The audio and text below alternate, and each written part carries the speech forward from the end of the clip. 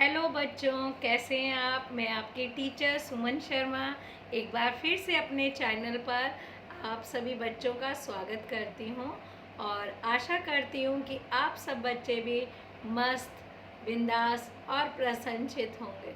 तो बच्चों, आज मैं आपको व्याकरण विभोर से कक्षा 6 से पाठ 9 संज्ञा समझाने जा रही हूँ। पाठ शुरू करने से पहले मैं आप सब बच्चों से रिक्वेस्ट करना चाहूँगी कि जो भी बच्चे पहली बार इस लिंक से जुड़े हैं, प्लीज़ वो मेरे चैनल को लाइक करें, शेयर करें और सब्सक्राइब करें, जिससे समय समय पर आपको हिंदी विषय संबंधी जानकारी मिलती रहे और हमें आपसे मोटिवेशन मिले, जिससे हम आपके लिए और बेहतर और आसान शब्दों में आपको समझा सकें। तो बच्चों, शुरू करती हूँ। व्याकरण विभोर कक्षा 6 से पाठ 9 संज्ञा। संज्ञा चैप्टर आप सबने बचपन से पढ़ा होगा। तीसरी, चौथी, पहली में भी संज्ञा चैप्टर समझाया जाता है, तो आप लोग बहुत अच्छे से जानते होंगे कि संज्ञा क्या है। संज्ञा का अर्थ है नाम। इस संसार में हमें जो कुछ भी दिखाई देता है वह सब संज्ञा है, क्योंकि प्रत्येक वस्तु का कोई न कोई नाम है। इस संसार में बिना नाम के कोई भी वस्तु नहीं है। अगर सारे एक ही चीज़ें होती तो उन्हें नाम की ज़रूरत नहीं पड़ती बच्चों, पर सब लोग अलग अलग हैं तो सबको नाम की ज़रूरत है। भविष्य में भी बनने वाली वस्तुओं का कोई ना कोई नाम अवश्य होता है। वही नाम ही उस वस्तु की संज्ञा होगी। हमारी आँखें जिन जिन वस्तुओं को देखती है या हम उनका अनुभव करते हैं, फील करते हैं, वे सभी संज्ञाएं हैं। जैसे सुमित विद्यालय जाता है, मेज पर पुस्तक रखी है, आम में मिठास है। ऊपर दिए गए वाक्यों में सुमित एक व्यक्ति का नाम है, विद्यालय एक स्थान का नाम है, पुस्तक तथा मेज वस्तुओं के नाम हैं और आम एक फल का नाम है और मिठास बच्चों एक भाव का नाम है। ये सभी नाम संज्ञा हैं। इस तरह नाम को ही संज्ञा कहते हैं। परिभाषा सुनिए।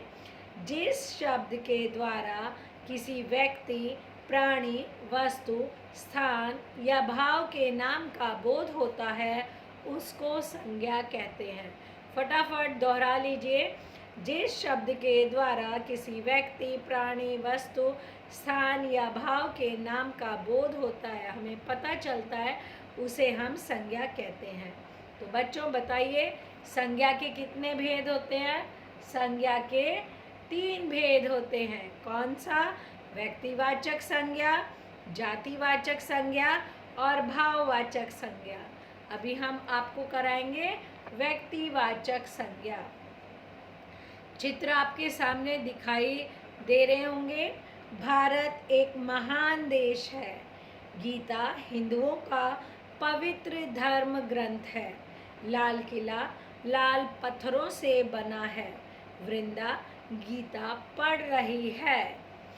दिए गए वाक्यों में भारत, गीता, लाल किला, वृंदा आदि शब्दों से किसी विशेष देश, वस्तु, स्थान, इमारत एवं व्यक्ति का बोध हो रहा है।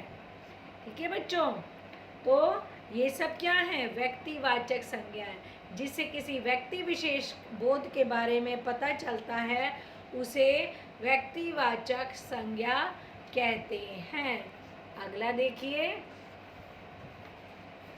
व्यक्तियों के नाम, देश, राज्यों और शहरों के नाम, इमारतों के नाम, पुस्तकों के नाम, दिन, महीनों, त्योहारों के नाम, सभी पदार्थों के नाम, सभी नदियाँ आदि के नाम व्यक्तिवाचक संज्ञा में आते हैं। यानी व्यक्तिवाचक संज्ञा के अंदर ये सब चीज़ों के नाम गिने जाते हैं। जैसे कुछ उदाहरण मैं आपको बताती हूँ। व्यक्तियों के नाम: मनोज, रहीम, परमजीत, त्रिफला, अहमद, डेविड, इंद्रजीत और आपका नाम भी। क्योंकि आपका नाम भी किसी व्यक्ति विशेष के बारे में बता रहा है, तो आप भी व्यक्तिवाचक संज्ञा हैं। देशों के नाम America, France, Germany, Nepal, Britain, Italy, Rome इत्यादि। नदियों के नाम कृष्णा, कावेरी, गोदावरी, तुंगभद्रा, गंगा, यमुना, नील आदि। ये सब क्या हैं? ये सब व्यक्तिवाचक संज्ञा है बच्चों। पुस्तकों के नाम गोदान, गबन, कामायनी, गीता, श्रीमद् भागवत, रामायण आदि। इसलिए ये सभी नाम विशेष हैं, तो ये सभी नाम व्यक्तिवाचक संज्ञा के अंतर्गत आते हैं। अगला लेते हैं जातिवाचक संज्ञा। जिस संज्ञा शब्द से किसी विशेष वस्तु, स्थान की संपूर्ण जाति का बोध होता है, उसे जातिवाचक संज्ञा कहते हैं। यानी ऐसे नाम जिनसे पूरी जाति का पता चलता है, उन्हें जातिवाचक संज्ञा कहते हैं। जैसे हम कहें लड़के दौड़ रहे हैं, तो इसके अंदर लड़के क्या है? जाति है। सभी प्रकार के लड़के, छोटे बड़े और गोरे काले, बड़े छोटे, ठीक है, ये सारे लड़के जो हैं वो लड़के जातिवाचक है। चिड़िया, सभी चिड़ियाएँ, पहाड़ और बंदर यहाँ पे चित्र के माध्यम से बताया गया है। तो ये सब क्या है? जातिवाचक संज्ञा। मनुष्य, देश, नदी, पहाड़, पुस्तक, पशु, फल, मंदिर आदि जातिवाचक संज्ञा शब्द हैं। कुछ जातिवाचक संज्ञाएं हैं बच्चा, कक्षा, औरत, पुरुष, स्कूल, भोजन, किताब, कलम, फल, फूल, लड़का, लड़की आदि। अगला है भाववाचक संज्ञा। भाववाचक संज्ञा में क्या होता है बच्चों? बुढ़ापा अपने समय से आ ही जाता है, अचार में खटास है, रामू को गरीबी ने कहीं का नहीं रखा।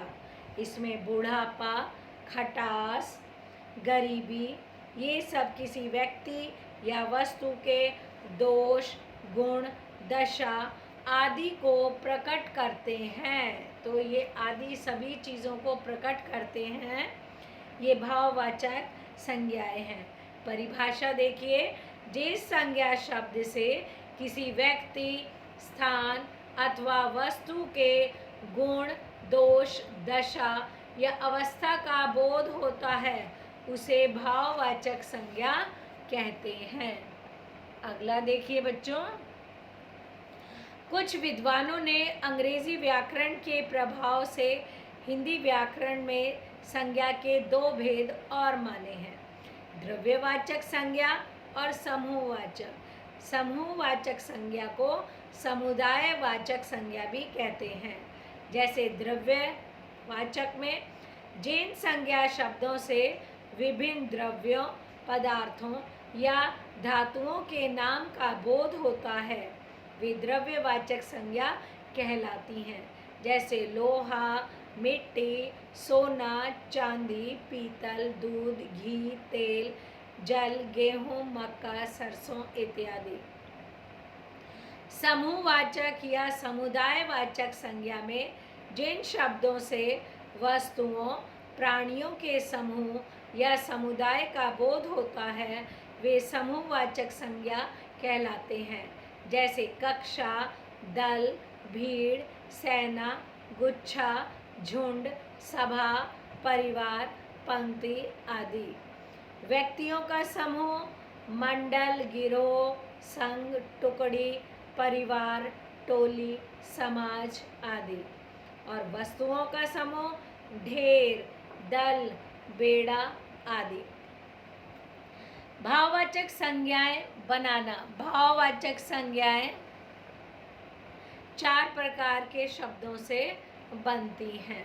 जैसे कि जातिवाचक संज्ञा बच्चा, भाववाचक बचपन, लड़का, लड़कपन, डाकू, डकैती, मानव, मानवता, गुरु, गुरुत्व, दानव, दानवता, चोर, चोरी, मित्र, मित्रता, मनुष्य, मनुष्यता, व्यक्ति, व्यक्तित्व, देव, देवत्व, बूढ़ा, बूढ़ापा, पशु, पशुता या पशुत्व, नारी, नारीत्व, माता, मातृत्व। कुछ विशेषण शब्दों से भी भाववाचक संज्ञाएं बनती हैं, जैसे सुंदर, सुंदरता, मोटा, मोटापा, एक, एकता, ऊंचा, ऊंचाई, शीतल, शीतलता, ठंडा, ठंडाई, चतुर, चतुराई, वीर, वीरता, हरा, हरियाली, सुखी, सुख, चौड़ा, चौड़ाई, मीठा, मिठास, खट्टा, खटास, मूर्ख, मूर्खता, प्यासा, प्यास। कुछ सर्वनाम शब्दों से भी हम भाववाचक संज्ञाएं बनाते हैं, जैसे आप, आपा, अपना, अपनापन, स्व, स्वत्व, पराया, परायापन, मम, ममत्व या ममता, सर्व, सर्वस्व, निज, निजत्व, निजता, सर्व, सर्वस्व, अहम, अहंकार। क्रिया शब्दों से भाववाचक संज्ञाएं बनती हैं, जैसे दौड़ना, दौड़, जीतना, जीत, हंसना, हंसी, पढ़ना, पढ़ाई, लिखना, लिखावट या लेख, सिलना, सिलाई, धोना, धुलाई, चिल्लाना, चिल्लाहट, चढ़ना, चढ़ाई, चुनना, चुनाव, उठना, उठान, चलना, चाल, जागना, जागरण, लड़ना, लड़ाई, खेलना, खेल। तो बच्चों, आज आपने क्या सीखा? आप भी अपनी पुस्तक खोलकर एक बार देखिए, रिवाइज करिए। जिस शब्द के द्वारा किसी विशेष व्यक्ति, प्राणी, वस्तु, स्थान या भाव आदि का नाम का बोध होता है, उसको संज्ञा कहते हैं। संज्ञा के 3 भेद हैं: व्यक्तिवाचक संज्ञा, जातिवाचक और भाववाचक संज्ञा। किसी विशेष व्यक्ति, वस्तु या स्थान का भाव का बोध कराने वाले शब्दों को व्यक्तिवाचक संज्ञा कहते हैं। और अगला, जिन संज्ञा शब्दों से किसी व्यक्ति, वस्तु, स्थान की संपूर्ण जाति का पता चलता है, उन्हें जातिवाचक संज्ञा कहते हैं। अगला, जिस संज्ञा शब्दों से किसी व्यक्ति, वस्तु, स्थान के गुण, दोष, दशा या अवस्था का बोध होता है, उनको भाववाचक संज्ञा कहते हैं। आई होप संज्ञा पाठ आप सबने अच्छे से समझ लिया होगा, दोहरा लिया होगा और आप पेपर में बहुत अच्छे अंक लाएंगे। आप सबको धन्यवाद।